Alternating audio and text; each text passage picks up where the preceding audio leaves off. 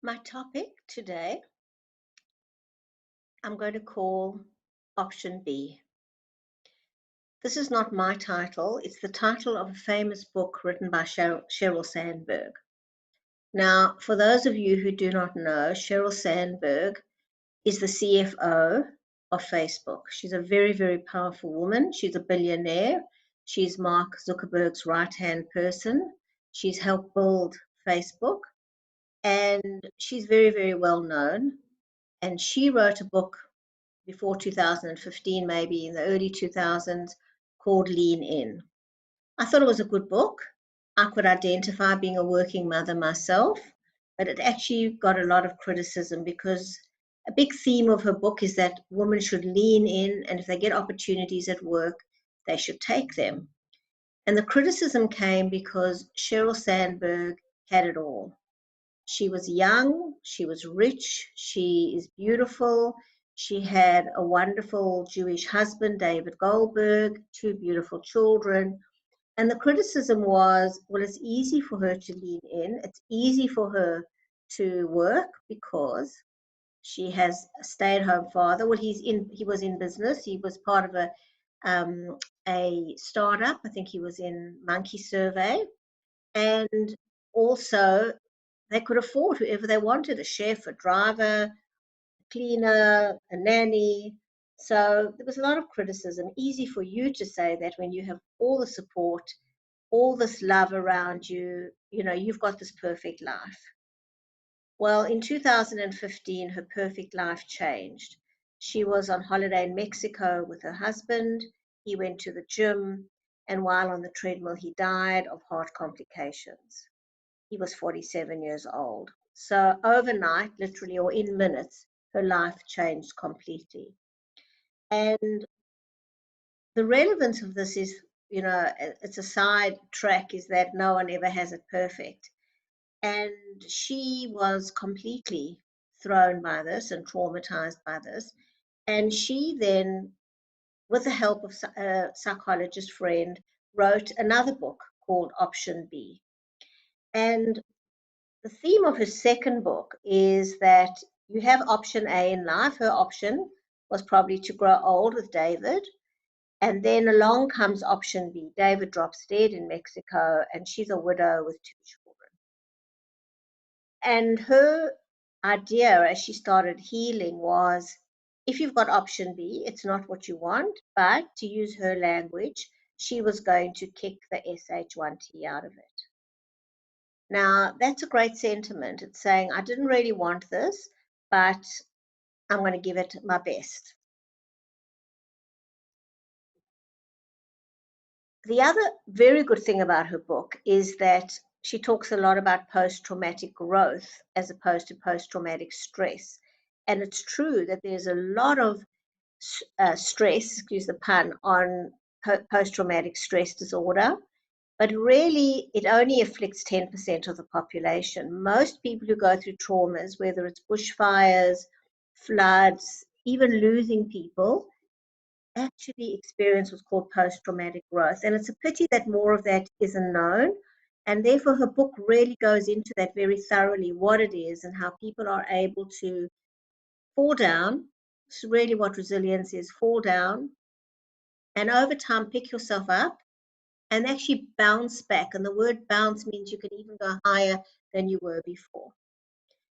And this is a very important concept to internalize. And another really good book on this theme is Lee Sales' book called An Ordinary Day, because Lee Sales also talks about your life is going along in a very normal way. You're having an ordinary day, and then something cataclysmic can happen.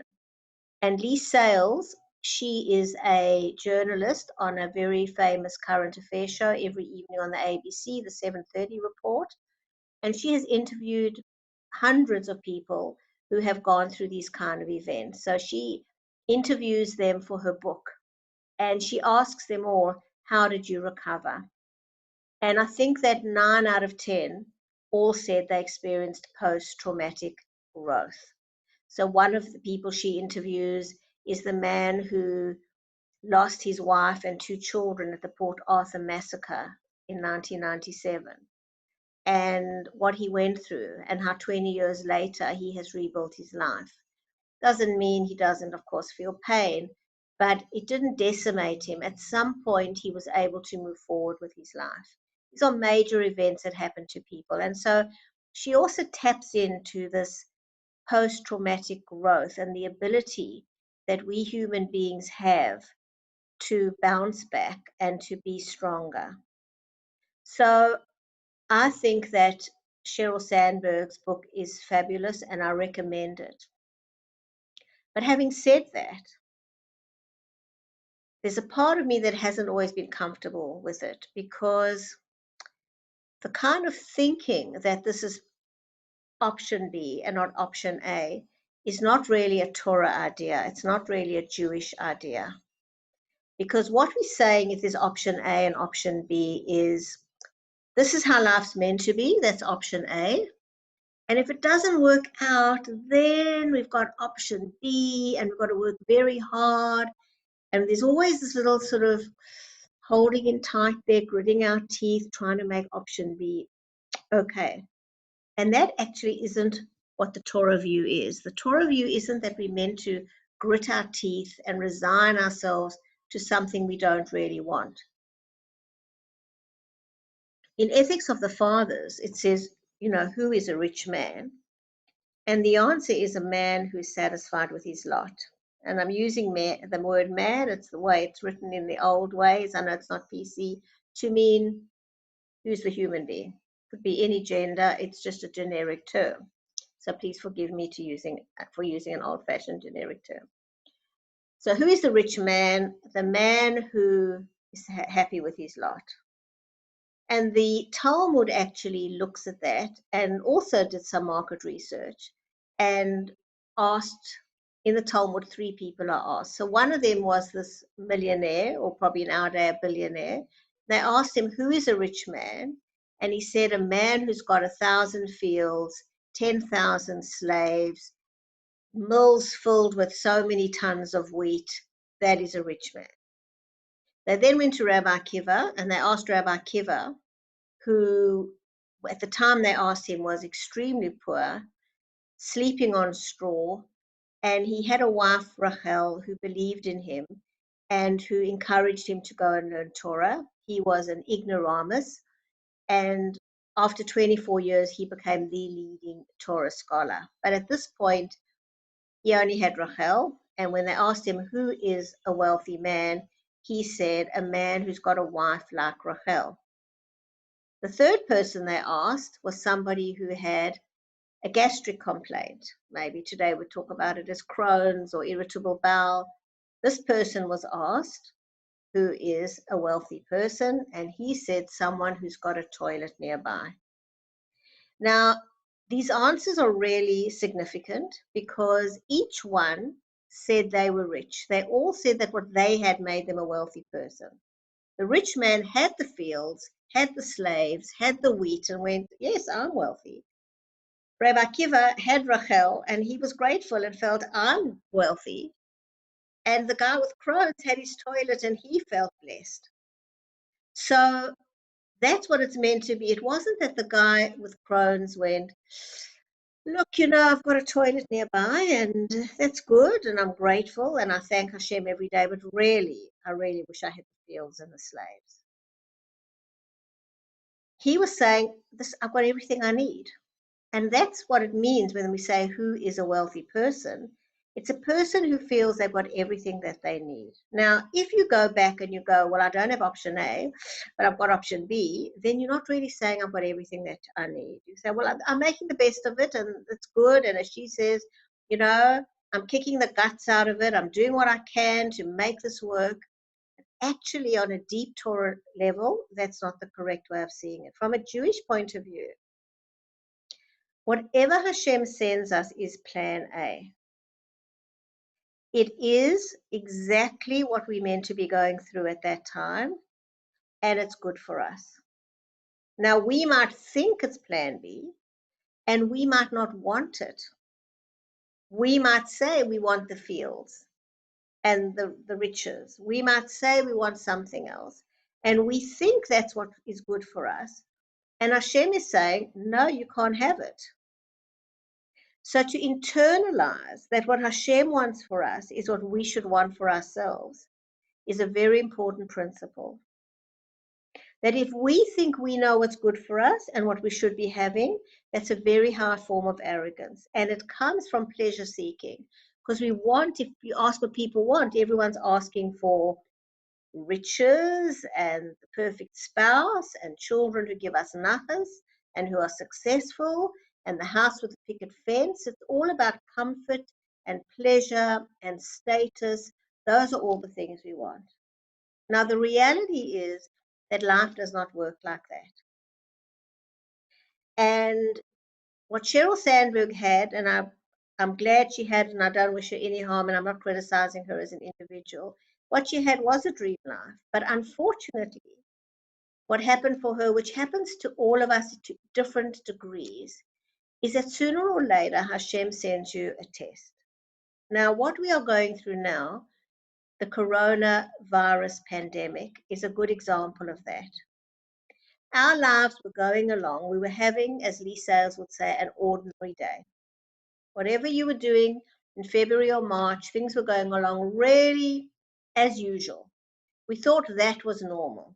And maybe that was our plan A. Our plan A was we're in this corporate job and we're building ourselves up, or we're becoming a pilot and we're going to be the best pilot we can be, or we've opened a brand new restaurant and we're going to, really kill it at Circular Quay, whatever we thought we were going to do.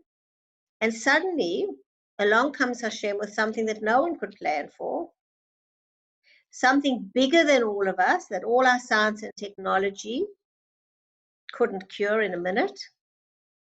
And our lives were turned upside down, and things that we took for granted suddenly not happening anymore.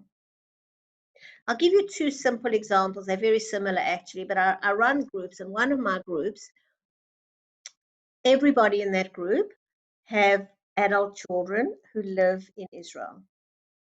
And everybody in that group, without fail, were flying to Israel for Pesach this year, and to see their children and, of course, their grandchildren. It's a much awaited and looked forward, planned for trip. Gone. Plan A was going to Israel to be with the kids. Plan B was there's no international flights. More than that, everybody is going to be in lockdown or socially isolating.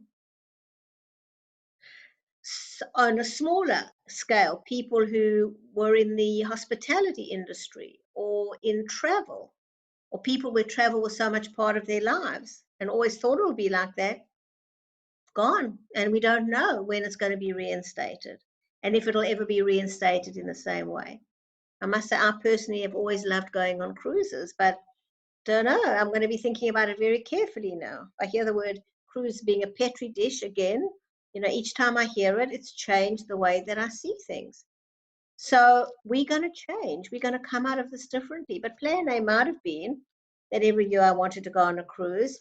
Now I've got plan B, which means don't go near a cruise.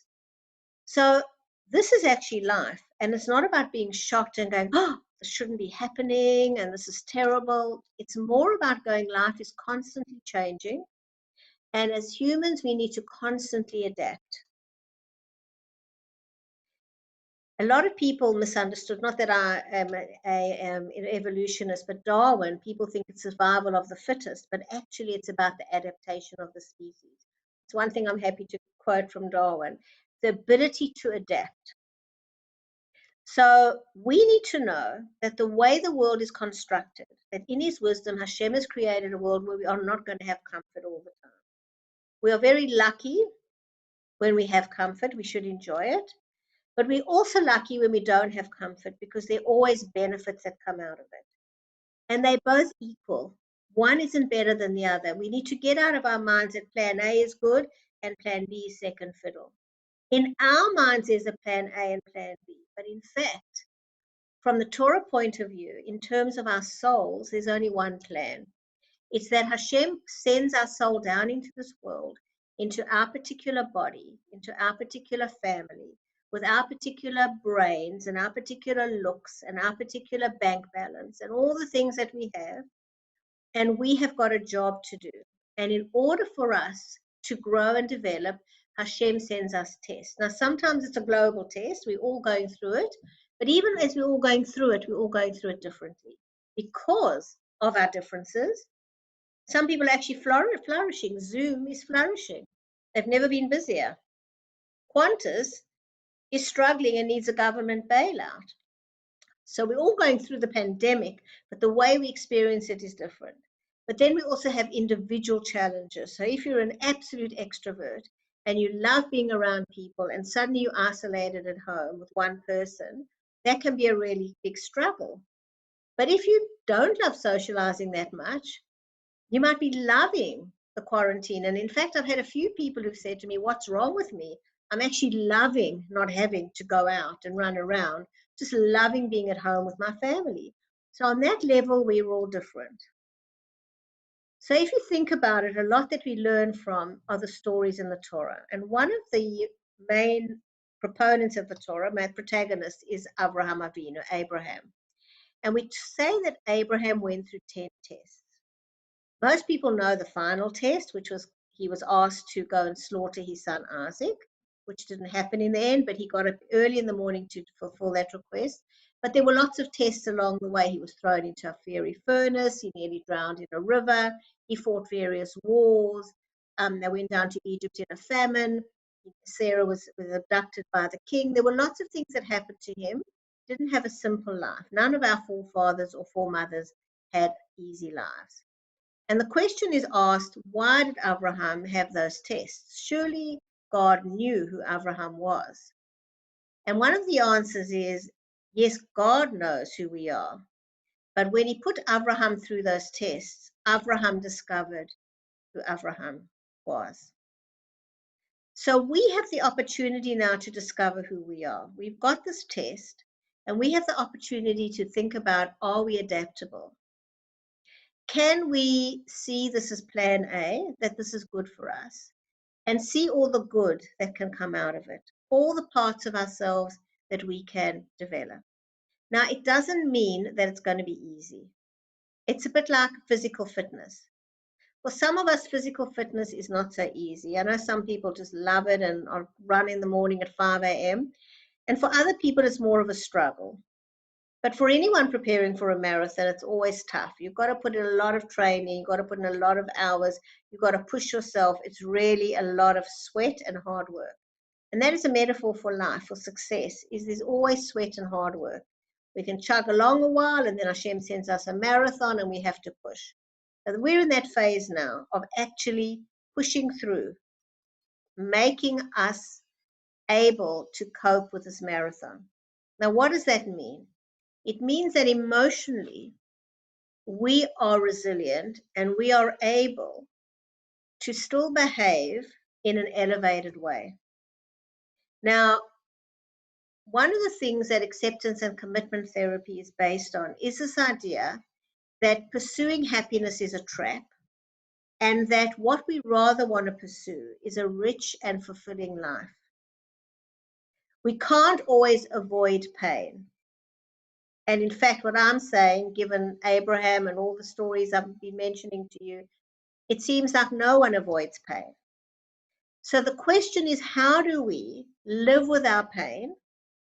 How do we not pretend it's there, but not let us become devastated, destroyed, unable to function? The idea is to still function and to live in accordance with our values, even if we have pain. So I'll give you an example. When you think about a value that you want to live by, then when you have a feeling, you can reach what's called a choice point. So let's say, for example, a value is that you're going to be brave for your children. So your kids come and they say, what's going on? We're very scared. And you're also very scared. But you want to be a role model of somebody who can cope with the crisis. So although you're trembling, You will put on a brave face and you will role model for your kids. Life goes on. We still get up in the morning. We still eat breakfast. We still have faith. We still do good things. We're not going to lie in bed and give up. That trembling is still there. But our arms and our legs and our body and our head and our speech, all of that acts in accordance with our value, which is to be protective to our kids or to be loving to our kids. We all do this. If you have a job, you all know there are days where perhaps you're feeling sad, you've had a fight with your spouse, or perhaps you've got a financial worry. But when you go to work, you have to put on your professional hat and you act professional. Inside, there's still the little worry, but you're moving and you're doing what you have to do because your higher value is to be professional. Or maybe your value is to earn a salary to keep your family fed. Whatever your value is, at the choice of, do I let this feeling take over? Do I give up? Do I succumb to these uncomfortable thoughts and feelings and sensations? Or can I just acknowledge that they're there, make space for them, but still move ahead with my life? And that's an incredible metaphor for how we need to live. We need to validate our feelings. We need to allow ourselves to feel whatever we're feeling, but not to become a victim to them. You know, often people say, I can't help it. You know, I was born anxious. I've got a short fuse. My stress make me do that. Anybody who's lost their job would kick someone in the face. It's not true. It's not true. We are not victims to our feelings, to our memories, to our sensations. They are there. But what we do about them is our choice. At every moment, we have a choice to move forward with dignity, to move forward in alignment with our values, or to be hooked by them and for them really to bully us, for them to take over and stop us from living in alignment with our values.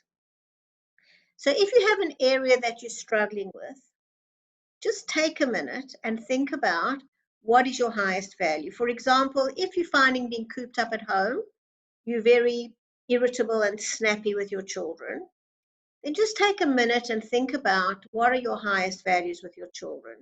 And I'm pretty sure it's things like being kind, being loving, being considerate, building their self-esteem. These are all common things that loving parents want to do. So when you feel irritable, you have a choice. You can just snap at them or criticize them or be nasty. And then you are the victim to your irritability. Or you can acknowledge, I'm feeling irritable, but I'm just going to make space for that. I can see it's there. But even though the feeling's there, and you can see where in your body is that feeling, I can still move my arms and legs. I can turn my head. I can still function. I'm going to talk in a loving way. The irritability is there, but I'm bigger than the irritability. I'm bigger than my feelings and sensations. So there are times, maybe in therapy, where you want to look at those thoughts and feelings and sensations and memories and work on them.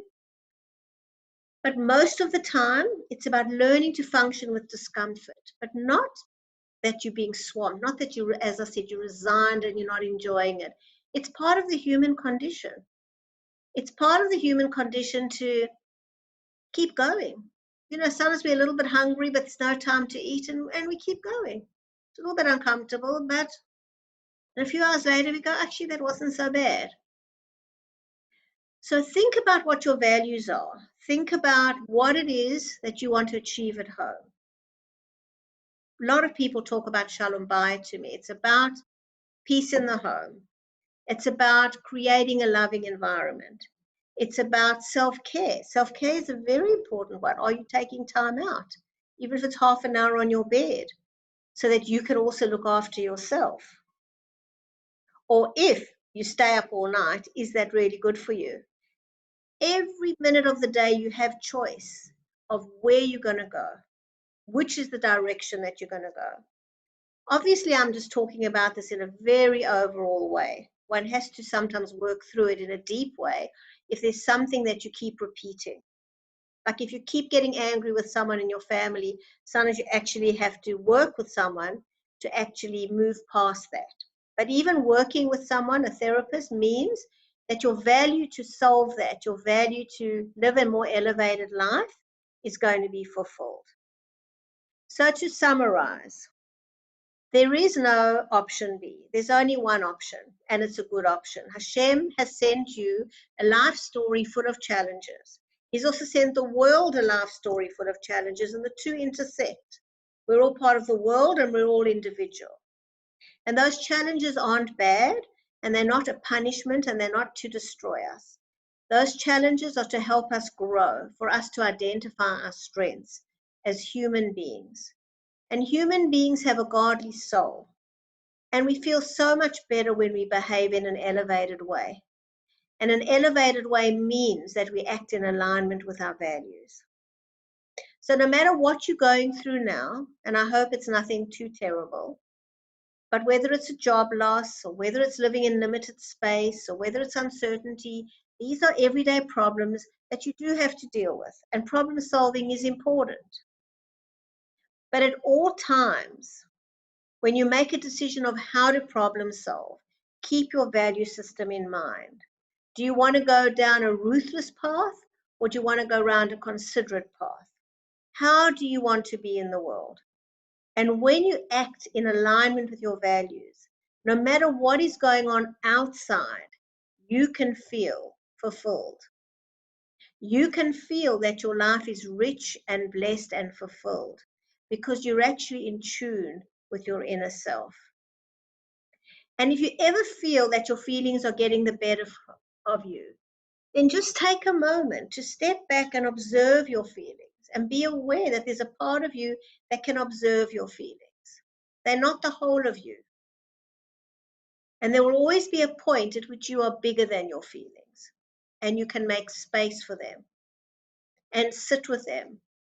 And you don't have to try and get rid of them. And sometimes they'll move and sometimes they won't.